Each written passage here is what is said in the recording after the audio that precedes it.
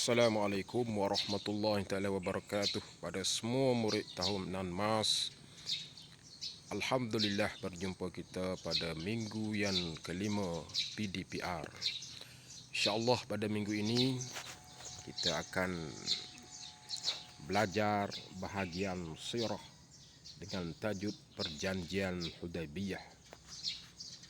Perjanjian Hudaybiyah, sirah Nabawi. Okey, sebelum itu Ustaz harap semua murid dapat memberi fokus, perhatian dalam pembelajaran kita yang siri yang pertama ni, iaitu Perjanjian Hudaybiyah. Okey, Ustaz minta murid-murid perhatikan buku teks digital Ustaz ni. Murid boleh berujuk dari buku teks yang sudah diberi oleh pihak sekolah. Iaitu okey, perhatikan tempat di Hudaybiyah itu, di masjid yang dibina di Hudaybiyah. Okey, siapa yang pernah pergi umrah berkesempatanlah untuk pergi ke Hudaybiyah. Ada masjid Hudaybiyah, mana tempat dia. Hudaybiyah ni dengan Mekah dia tak jauh ya, iaitu lebih kurang 30 km lah. 29 km 29 km dari Mekah. Tak jauh. Itulah peta dia tu, Mekah Hudaybiyah. Di atas tu Madinah dan Zulhuzaifah. Okey, inilah tempat-tempat di Hudaybiyah. Okey, apa kaitan dengan tajuk kita? Cuba fikir. Okey, sebelum itu kita kena kenal apa itu Perjanjian Hudaybiyah. Perjanjian Hudaybiyah dinamakan bersempena dengan nama tempat termeterainya perjanjian ini, iaitu di Hudaybiyah. Okey, bukan nama orang, bukan nama apa-apa, tapi Perjanjian Hudaybiyah dinamakan bersempena nama tempat. Okey, seterusnya kita tengok sedikit latar belakang peristiwa Perjanjian Hudaybiyah. Okey, latar belakang sempena Perjanjian Hudaybiyah. Pada suatu hari, Nabi Muhammad SAW telah bermimpi mengunjungi Masjidil Haram, bercukur dan bergunting rambut bersama-sama dengan para sahabat. Baginda menceritakan mimpi tersebut kepada kaum muslimin. Lalu mereka membuat persiapan menunaikan umrah dan berangkat ke Mekah pada bulan Zulqa'dah tahun ke-6 Hijrah. Mereka membawa haiwan ternakan bersama-sama untuk disembelih di Baitullah. Bilangan mereka seramai 1,400 orang. Okey.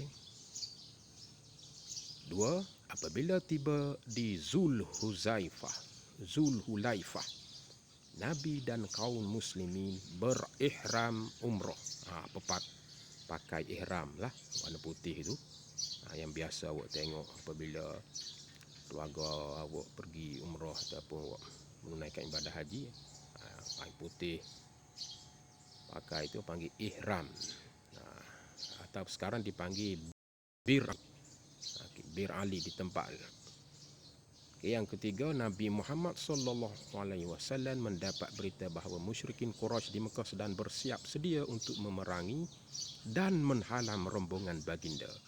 Oleh itu, baginda memilih jalan yang jarang dilalui oleh orang ramai untuk sampai ke Mekah. Mereka terpaksa melalui jalan yang berliku-liku di celah-celah bukit.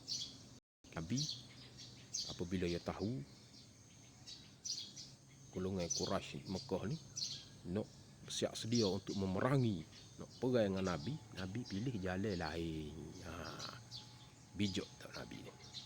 Okey, yang keempat, Nabi Muhammad SAW memerintahkan kaum muslimin agar berhenti di Thaniyatul Mirar, berhampiran dengan Hudaibiyah apabila unta baginda yang bernama Al-Qaswa tidak mahu meneruskan perjalanan di sini.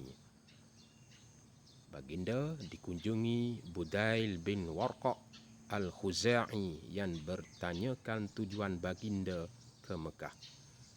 Baginda menegaskan tujuan mereka semata-mata untuk menunaikan umrah. Kemudian musyrik Mekah Quraisy menghantar beberapa utusan lagi, antaranya Urwah bin Mas'ud untuk berunding dengan Nabi. Urwah meyakinkan musyrikin Quraisy tujuan baginda ke Mekah untuk menunaikan umrah. Okey. Tujuan rombongan Nabi jelas adalah untuk menunaikan umrah sahaja. Hasil daripada mimpi yang diperolehi di Madinah tu, dia membawa rombongan dia untuk satu saja, untuk ibadat umrah asalnya. Okey, seterusnya kita tengok slide di buku digital kita. Okey. Yang kelima, tadi yang keempat, yang kelima.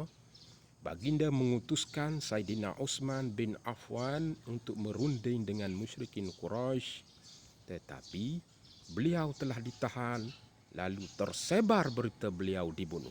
Apabila mendengar berita tersebut, baginda mengajak kaum muslimin berbai'ah untuk bersama-sama mempertahankan hak dan kesucian Islam. Ikrar taat setia yang dinamakan Bai'atul Ridwan berlaku di bawah sepohon pokok. Selepas itu, kaum muslimin mendapat berita bahawa Saidina Uthman tidak dibunuh. Okey, yang kelima, apabila tersebar berita tentang Bai'atul Ridwan, musyrikin Mekah berasa gerum dan mahu perjanjian damai dibuat.